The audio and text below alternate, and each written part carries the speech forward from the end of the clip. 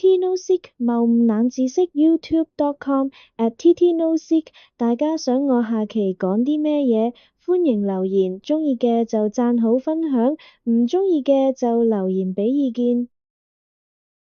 在全球化的浪潮下，不同文化的碰撞越發頻繁，許多關於異國文化的誤解也應運而生。今天我們探討的話題是日本父親節女兒陪爸爸抱醋，這個習俗常被視為超出常人觀念界限的行為，引發了無數的爭議與討論。初次聽到日本父親節女兒陪爸爸抱醋這個習俗時，多數人感到震驚。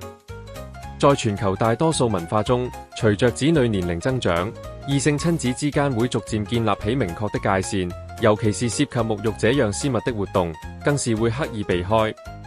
在日本，這一習俗卻成為了父親節的特殊儀式，甚至在一些影視作品和媒體報導中，被渲染成日本家庭文化的典型代表。透過網絡與媒體的傳播，這一習俗被不斷放大和解構，引發不解與質疑。若要真正理解日本父女共浴習俗，就不能脫離日本獨特的抱醋文化脈絡。在日本，抱醋不僅是清潔身體的方式，更是一門歷史悠久的生活藝術。一家人共用一池水成為了普遍的生活方式。從神社的神之湯到庶民百姓的風呂屋，抱醋文化滲透到日本社會的各個階層。在江戶時代，公共澡堂成為了民眾社交、娛樂的重要場所。親子共浴被視為親密無間的表現。隨着時代的發展，現代日本家庭的居住環境和生活條件得到改善，水資源不再稀缺，但抱醋文化依然根深蒂固。浴室成為了家庭成員放鬆身心、緩解壓力的私密空間。日本父親節起源於美國，1930年代傳入日本後，逐漸與本土文化相融合，發展出獨特的慶祝方式。父親節這一天，家人們會通過各種方式表達對父親的感恩之情。對日本家庭而言，父女共浴是一個難得的情感交流機會。在恩的水氣中，平時不善於表達情感的父女，可以放下心中的隔閡，分享彼此的生活點滴，傳達感激與關心。然而，當這一習俗被放置在跨文化的語境中時，卻引發了強烈的誤讀。外界往往只看到異性親子共浴這個表象，忽略了其背後深厚的文化意涵與情感價值。日本父女共浴習俗引發的爭議，本質上是不同文化價值觀衝突的結果。文化人類學家愛德華·霍爾提出的高語境文化與低語境文化理論，或許能為我們解讀這一現象提供思路。日本屬於典型的高語境文化國家，人與人之間的交流更多依賴非語言信息、共同的文化背景和默契，許多情感和意義不需要通過直白的語言表達，而是蘊含在行為和環境之中。相對地，西方國家多屬於低語境文化，人們更注重語言的明確表達，行為的含義相對直接。在低語境文化的價值觀中，異性親子共浴不僅侵犯個人隱私，更可能對孩子的心理發展產生負面影響。現代社會普遍強調的個人主義與性別平等觀念，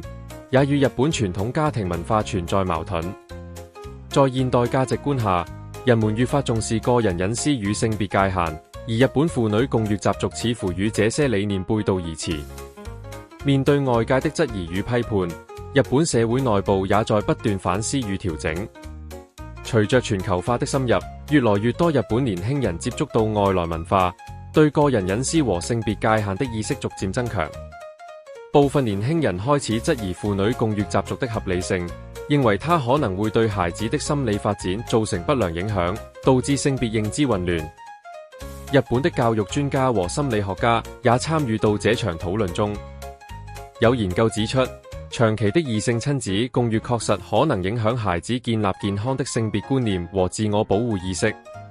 因此，一些家庭開始在遵循傳統的基礎上做出改變，例如在孩子年齡稍大後減少共浴的頻率。與此同時，